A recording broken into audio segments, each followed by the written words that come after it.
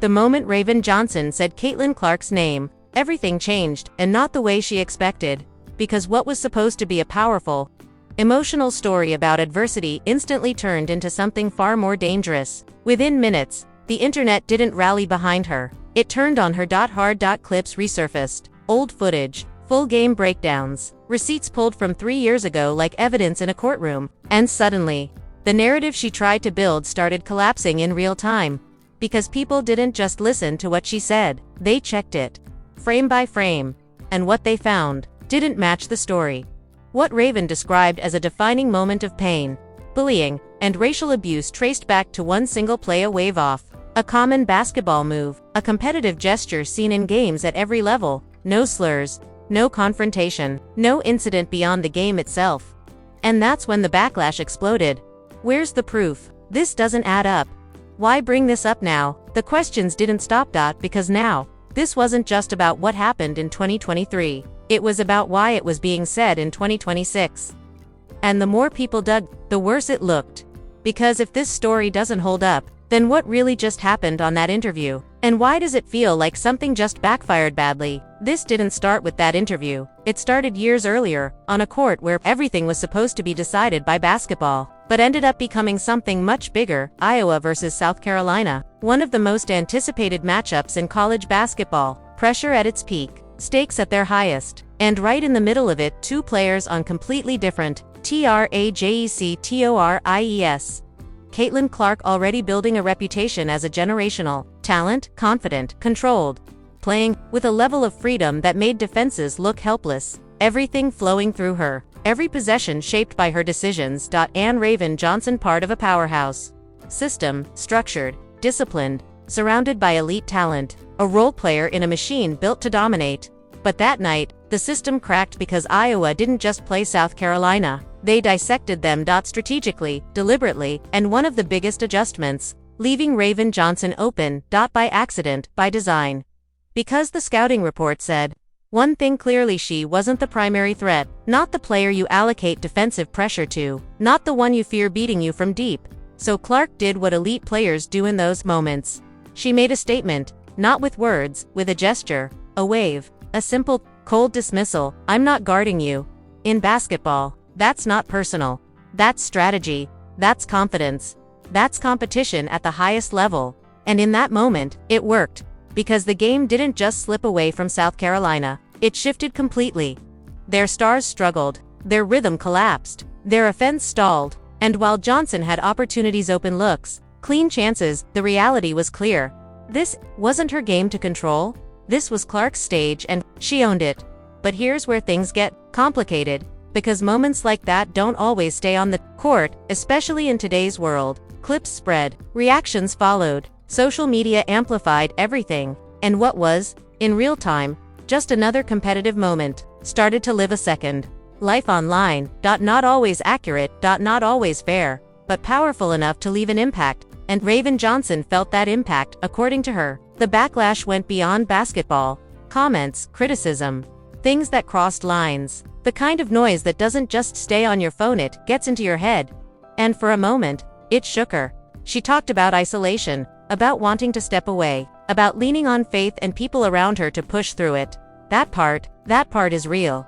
Because athletes don't just deal with the game anymore, they deal with everything around it, and sometimes, that pressure hits harder than anything on the court. But here's the part that changes everything. Because while that moment may have felt heavy at the time, it didn't define the outcome. South Carolina came back stronger, undefeated, dominant, and when they faced Iowa again, they won. Convincingly. Closed the chapter, finished the story on their terms, which is why what happened next feels so unexpected. Because years later, after growth, after success, after redemption, when asked about adversity, Raven Johnson didn't talk about the loss, didn't talk about the comeback, didn't talk about the championship. She went back to that moment, that wave, that single gesture, and connected it to something far bigger. And that decision is what just pulled this entire situation back into the spotlight. Because now, people aren't just looking at what happened then, they're questioning why it still matters now. The moment that interview clip hit the internet, everything flipped. Because this wasn't just Raven Johnson telling a story anymore. This was a claim, a serious one, linking a simple on-court moment to wave off to something far heavier. Bullying, harassment, even racial abuse tied back to that moment and, indirectly, to Caitlin Clark's presence. And that's where the real conflict exploded. Because people didn't just react emotionally, they investigated. Fast. Within minutes, the internet turned into a full-blown fact-check operation. Old game footage resurfaced, full broadcasts uploaded, clips slowed down, zoomed in, analyzed from every angle, comment sections filled with timestamps, context, receipts. And the more people looked, the more uncomfortable it got. Because what Raven described didn't line up cleanly with what actually happened. The wave, their clear competitive common but everything else, the escalation from that moment to widespread abuse tied specifically to that play. That's where the gaps started showing. Big ones. Where's the connection? Where's the proof? How did we get from this to that? Those questions didn't stay small. They spread. Because now, this wasn't just about Raven's experience, it became about credibility, and once credibility gets questioned online, there's no slowing it down. Then came the first shocking twist, because as people dug deeper not just into the clip, but into the full context of that game, they found something that completely shifted the narrative. The strategy. Iowa didn't disrespect Raven Johnson randomly. They targeted her strategically, left her open on purpose, because statistically, she wasn't the primary threat. That wasn't personal. That was game planning. Numbers. Percentages. Coaching. And once that detail started trending, once breakdowns showed exactly why Clark waved her off, the entire moment looked different.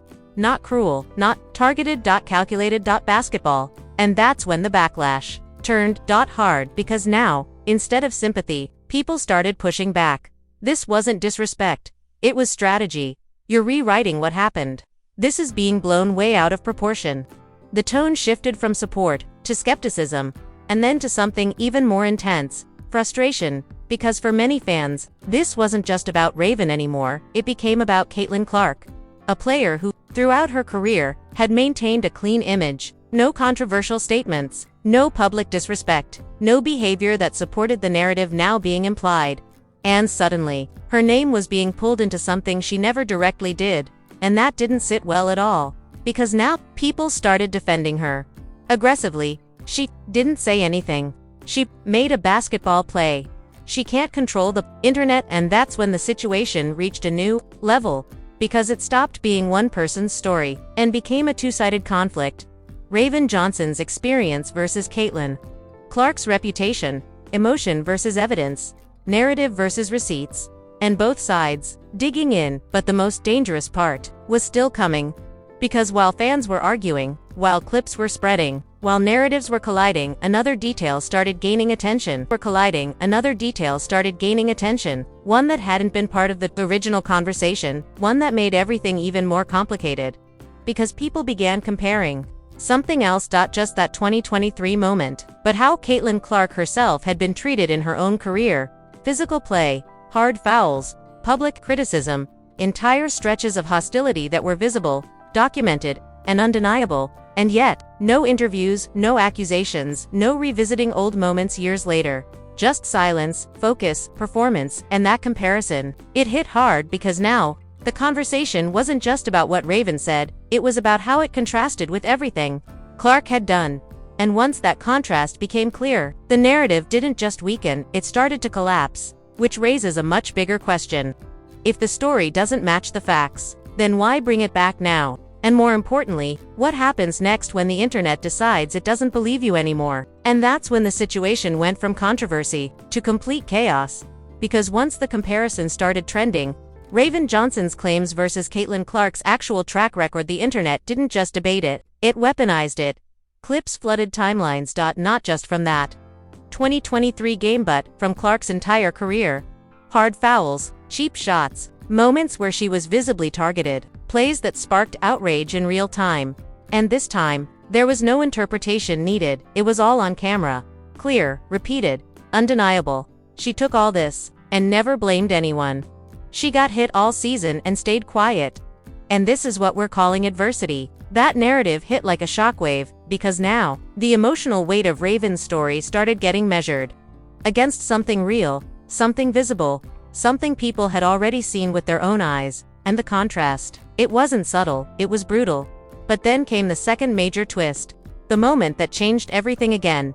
Because as this comparison spread, something unexpected surfaced. Old interviews, old press clips, moments where Raven Johnson herself had spoken about that same game, and said nothing like this. No mention of racism, no mention of lasting trauma, no framing of that moment as career-defining adversity. Just basketball, just a loss, just moving forward. And when those clips started circulating, the reaction was immediate. Wait, so why is this different now? You didn't say this before. What changed? That's when the pressure flipped completely. Because now, it wasn't just about whether the story was accurate. It was about consistency. And consistency. That's something the internet doesn't forgive. Because once people feel like a narrative is shifting, they stop listening and start digging even deeper. Every interview rewatched, every quote analyzed, every timeline reconstructed, and what they found didn't help. Because the more context people uncovered, the more it looked like this wasn't a long-standing claim. It was a new framing of an old moment. And that's where things got dangerous. Because changing the framing of a story, especially one involving serious allegations, doesn't just raise questions. It raises suspicion, and suspicion spreads fast. Now the conversation wasn't just about Raven Johnson versus Caitlin Clark. It became something bigger. Is this about attention? Is this about relevance? Why bring this up right now, right before the season? Those questions started dominating everything. Because timing changes how people interpret everything, and right now, with Caitlin Clark returning, with the WNBA spotlight bigger than ever, this moment didn't feel random anymore, it felt calculated. Whether it was or not, didn't even matter. Because perception had already shifted, and once perception changes, it becomes reality in the public eye. Meanwhile, inside the basketball world, the tension started spreading. Because players were now being pulled into it directly or indirectly. Every interview became risky. Every comment could be taken out of context. Every opinion could spark backlash. And the locker room effect. That's where it gets real, because situations like this don't stay online. They follow players into practices, into games, into conversations that suddenly feel more careful, more guarded, more tense. Because when narratives like this explode publicly, trust starts getting affected privately. And through all of this, Caitlin Clark stayed exactly the same. No reaction, no statement, no engagement with the controversy, just basketball, and somehow, that made everything louder. Because silence in a moment like this doesn't just mean calm. It can mean confidence. Control, or something else entirely. And that's what's making this situation impossible to ignore, because now, we're not just dealing with a claim, or a clip, or a disagreement. We're dealing with a narrative that's being challenged from every direction at once, and it's starting to crack. But the real question is what happens when it breaks completely. Because if this keeps escalating, if more receipts keep surfacing, if more inconsistencies get exposed, then this won't just be backlash anymore. It will be something much bigger. Something that doesn't just question the story, but reshapes it entirely. By now, this wasn't just a debate anymore. It was a full-scale collision. Because once the inconsistencies, the old interviews, and the comparisons all hit at the same time, the internet didn't just react, it divided completely. On one side, you still had people defending Raven Johnson, pointing to the reality of online abuse, arguing that just because something wasn't visible in clips doesn't mean it didn't happen, emphasizing that athletes deal with things fans never fully see. And that argument, it held weight, because the internet can be ugly. But on the other side, the pushback was louder, sharper, relentless, because now they weren't just arguing feelings, they were presenting timelines, receipts, context. This doesn't match. This wasn't said before. You're changing the story now. And that's where the emotional fallout turned brutal. Because once the conversation shifts from sympathy to skepticism, there's no middle ground left. Social media became a battlefield. Comments sections flooded, quote tweets exploding, videos breaking down every second of that 2023 game, millions of views stacking on content that didn't just question the story, it challenged it directly. And Raven Johnson, suddenly at the center of it all, not as the victim of the moment, but as the focus of the backlash. And it hit fast. Why bring this up now? This feels forced. This is a reach. The tone wasn't just critical anymore, it was personal. And that's when things got dangerous, because the same internet she described turned right back on her. Meanwhile, Caitlin Clark's name kept trending, but for a completely different reason. Support, defense, respect, because in the middle of all this chaos, people started rallying behind her. Clips of her staying composed under pressure, moments where she absorbed contact and kept playing, interviews where she avoided drama entirely. And that image, it only got stronger. Because while everything around her was escalating, she didn't move, didn't respond, didn't engage, and in a situation like this, that silence, it speaks loudly, because too many fans, it looked like control, like discipline, like someone who didn't need to defend herself because the footage was already doing it for her. And that perception, it shifted everything, because now, the narrative wasn't just what did Raven say, it became, why does Clark look like the only one not losing control? And that contrast, it hit harder than any statement ever could. Inside the league, the ripple effects started spreading. Because now, this wasn't just a one-player situation. It became a caution moment for everyone, because players saw what was happening. How fast narratives can flip. How quickly public support can turn into scrutiny. How one interview, one statement can spiral into something uncontrollably. And that creates tension. Because now, every player has to think twice. Every word matters. Every story gets questioned, and the pressure, it doesn't stay online. It follows them into locker rooms, into interviews, into games, where every move feels like it's being watched differently. Because once the public starts questioning what's real, everything feels heavier. And just when it seemed like the situation had reached its peak, when both sides had fully dug in, when the narrative felt like it couldn't stretch any further, a new detail started circulating. Not loud, not viral at first, but powerful enough to shift everything one more time. That new detail didn't explode like the others, it didn't trend instantly. It didn't need to, because the moment people actually paid attention to it, the entire situation shifted again. Quietly, but decisively. It started with a clip, almost overlooked, pulled from the full broadcast of that 2023 game. Not the wave-off moment, not the play everyone had been arguing about. Something else, the ending. Players walking off the court, normal, routine, until someone slowed it down. Because in that moment, right after the game, right after everything that was supposedly so defining, so heavy, so emotional, there it was. So heavy, so emotional, there it was. Caitlin Clark and Raven Johnson crossing paths. No tension, no confrontation, no visible hostility, and then a gesture, subtle, quick, clear enough. Acknowledgement, respect. Some even said it looked like a brief exchange, words that didn't carry, but body language that didn't match the story now being told. And that's when everything snapped again. Because if that moment truly carried the weight it was being described with, if it was the kind of experience that pushed someone toward quitting, then why didn't it look like it? Why didn't it feel like it? Why did it look normal? That single clip didn't prove everything, but it disrupted everything. Because now, people weren't just questioning the story, they were questioning the emotional timeline behind it. What was real in that moment, and what was added later. And then came the final layered, the one that made this impossible to ignore. A media clip surfaced. Recent post-interview.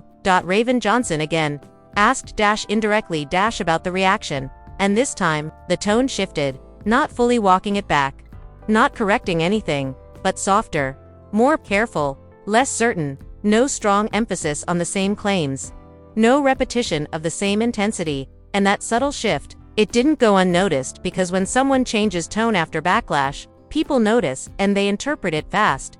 Why does this feel different now? Why isn't she saying it the same way? Is she pulling back? Those questions hit harder than anything before.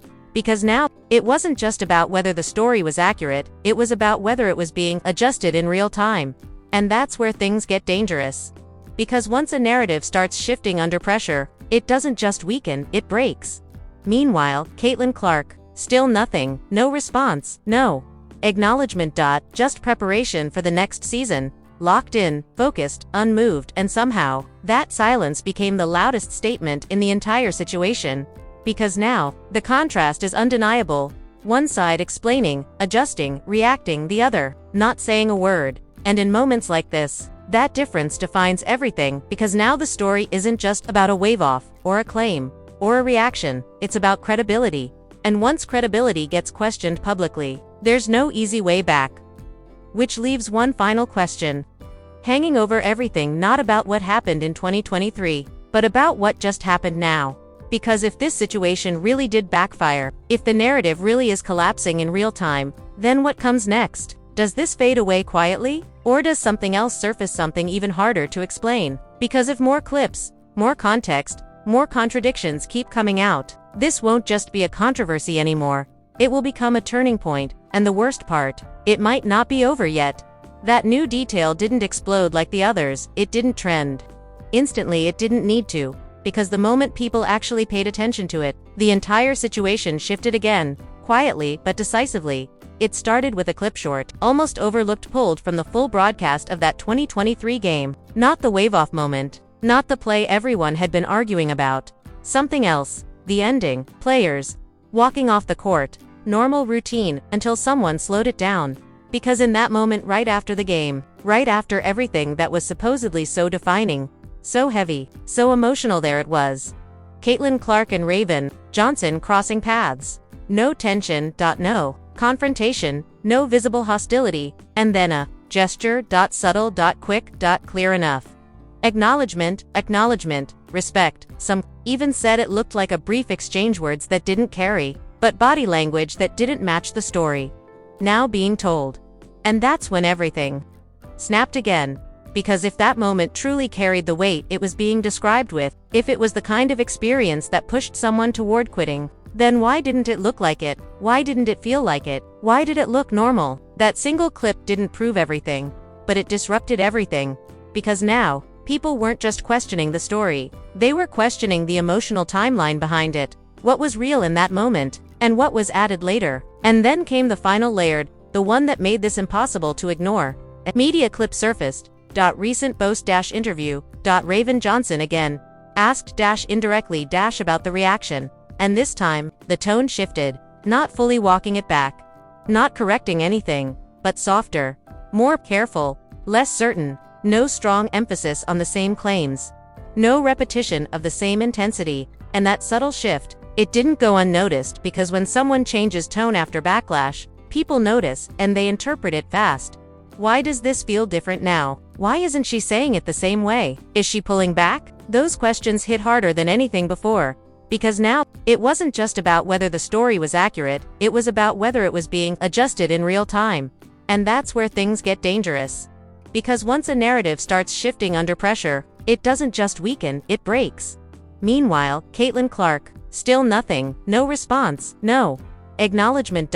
Just preparation for the next season. Locked in, focused, unmoved, and somehow, that silence became the loudest statement in the entire situation.